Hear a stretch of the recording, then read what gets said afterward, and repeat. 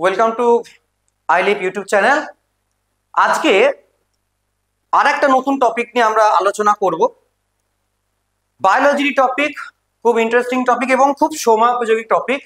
বর্তমান দিনে আজকে আমাদের যে লাইফস্টাইল বলো, আজকে আমাদের বিভিন্ন রকম অসুখ বিসুখ রোগ নিরাময় বলো, মেডিসিন বলো, যাই বলো, সবেতেই কিন্তু কোনো না কোনো ভাবে এই প্রসঙ্গটা বা টপিকটা জড়িয়ে আছে।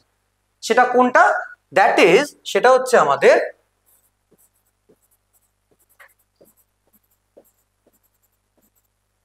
ক্রোমোজোম। ঠিক আছে, যেটাকে ছাড়া আমাদের লিভিং ওয়ার্ল্ডের কোনো এক্সিস্টেন্স সম্ভব নয়। ঠিক আছে, বেসিক্যালি ক্রোমোজোম কি করে না, ক্রোমোজোমকে বেসিক্যালি বলা হয় ক্যারিয়ার অফ জিনস, অর্থাৎ জিনের বাহক। ক্রোমোজোম এক জেনারেশন থেকে আরেক জেনারেশনে জিনকে বহন করে নিয়ে যায়। ঠিক আছে, এবার আমার মধ্যে কিরকম জিন আসছে বা তোমার মধ্যে কিরকম জিন আসছে তার উপর নির্ভর করছে তোমার আচার ব্যবহার বলো বা তোমার শারীরিক গঠন বলো, তোমার মানসিক গঠন বলো, সবকিছুই কিন্তু আলটিমেটলি কার মাধ্যমে নিয়ন্ত্রিত হচ্ছে? সেটা হচ্ছে কন্ট্রোল হচ্ছে থ্রু ইয়োর জিন। তো বেসিক্যালি ক্রোমোজোম দেখতে কিরকম হয় না, ক্রোমোজোমের এরকম দুটো আর্ম থাকে, বাহুর মতো জিনিস থাকে। ঠিক আছে, এরকম দুটো বাহুর মতো জিনিস নিয়ে একটা ক্রোমোজোম তৈরি হয়। এই এক একটা যে বাহু, এই বাহুগুলোকে বলা হয় ক্রোমাটিড। তার মানে আমরা এখানে দেখতে পাচ্ছি একটা ক্রোমোজোমে ক্রোমাটিডের সংখ্যা হচ্ছে দুটো। ওকে, আচ্ছা, দ্বিতীয় বাহুগুলো যে জায়গাটাতে এসে যুক্ত হচ্ছে, যে জায়গাটাতে যুক্ত হচ্ছে সেই জায়গাটাকে আমরা বলছি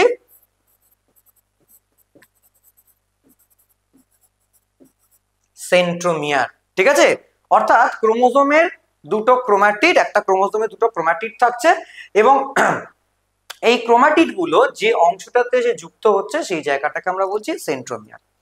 বেসিক্যালি এই যে ক্রোমোজোম, সবসময় এই মাথায় রাখতে হবে, ক্রোমোজোমের সংখ্যা কিন্তু সবসময় নির্দিষ্ট থাকবে।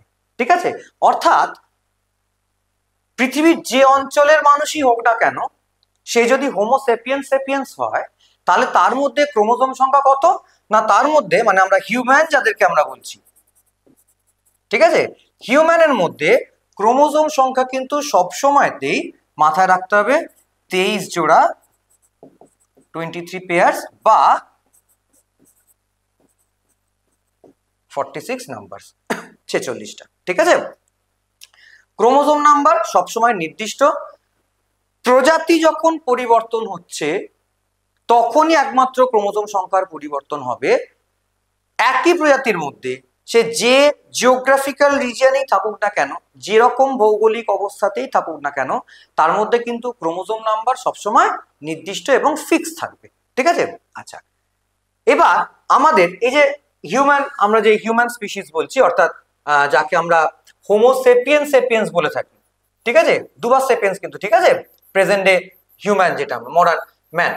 তো এই যে হোমো সেপিয়েন্স, এই হোমো সেপিয়েন্স এর মধ্যে আমি কি বললাম না, এই হোমো সেপিয়েন্স বা প্রেজেন্ট ডে হিউম্যানের মধ্যে ক্রোমোজোম সংখ্যা হচ্ছে 46 বা 23 পেয়ার্স। ওকে, আচ্ছা, তো এই 46 বা 23 পেয়ার্স এর মধ্যে এই যে 46 নাম্বারস বা 23 পেয়ার্স, এই টোটাল নাম্বার অফ ক্রোমোজোমটাকে আমরা বেসিক্যালি দুটো ক্যাটাগরিতে ডিস্ট্রিবিউট করে দিই। ঠিক আছে, কিরকম না, একটা ক্যাটাগরিতে আমরা 22 পেয়ার্স কে রেখে দিই, 22 পেয়ার্স বা 44 নাম্বারস। আর একটা ক্যাটাগরিতে আমরা 1 পেয়ার কে রাখি বা 2 নাম্বারস। ঠিক আছে, একদিকে আমাদের 22 জোড়া বা 44টা, আরেকদিকে এক জোড়া বা দুটো। এই যে দুটো ক্যাটাগরি করা হলো, এর মধ্যে এই 22 পেয়ার্স বা 44 নাম্বারস যে ক্রোমোজোম আছে, এগুলোকে আমরা কি বলছি? এগুলোকে বলা হয় অটোজোমস বা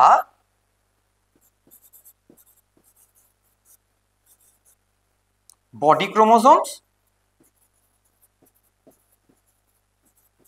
বা এর আরো একটা নাম হচ্ছে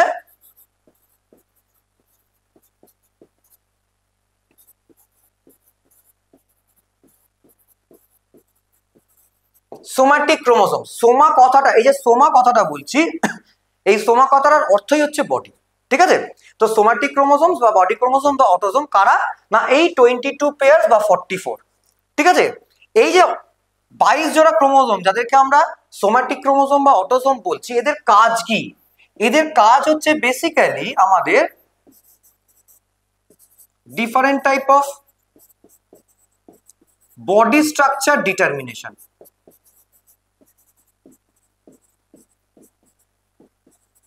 ঠিক আছে? অর্থাৎ আমরা লম্বা হবো না, বেটে হবো, রোগা হবো না, মোটা হবো, যাই হোক না কেন আমাদের ফিজিক্যাল স্ট্রাকচার বা ফিজিক্যাল যা ফিচার্স আছে সেগুলোকে ডিটারমাইন করে এই 22 পেয়ার্স, ঠিক আছে?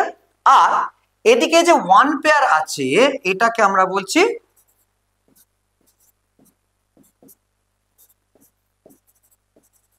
সেক্স ক্রোমোসোমস, ঠিক আছে? এই সেক্স ক্রোমোসোমের বেসিক কাজ কি? এই সেক্স ক্রোমোসোমের বেসিক কাজ হচ্ছে সেক্স অথবা জেন্ডার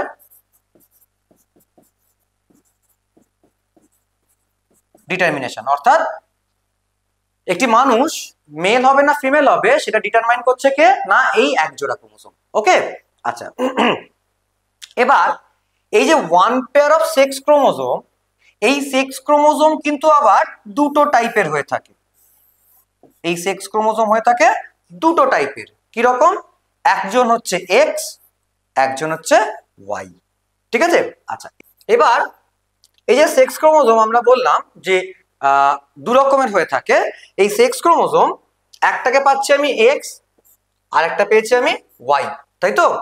মাথায় রাখতে হবে এই যে ওয়াই ক্রোমোসোম, এই ওয়াই ক্রোমোসোমের একটা নাম আছে, কি না এই ক্রোমোসোমটাকে বলা হয়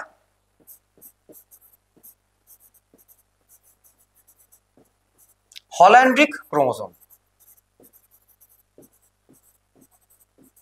ঠিক আছে? এটাকে বলা হচ্ছে হল্যান্ড্রিক ক্রোমোসোম। আর আমি প্রথমেই একটা স্টেটমেন্ট দিয়েছিলাম কি না ক্রোমোসোম মানে হচ্ছে ক্যারিয়ার অফ জিন, অর্থাৎ যে ক্রোমোসোমই হোক না কেন সে জিন বহন করবেই, সে জিনগুলো অ্যাক্টিভ জিন হোক বা ইনঅ্যাক্টিভ জিন হোক হোয়াট এভার, তারা জিন বহন করবেই। সুতরাং সেই জায়গায় দাঁড়িয়ে ওয়াই ক্রোমোসোম যে জিনগুলো বহন করে অর্থাৎ জিনস অন ইট, ঠিক আছে? ওয়াই ক্রোমোসোম যে জিনগুলো বহন করছে সেই জিনগুলোকে আমরা কি বলছি না সেই জিনগুলোকে বলা হয়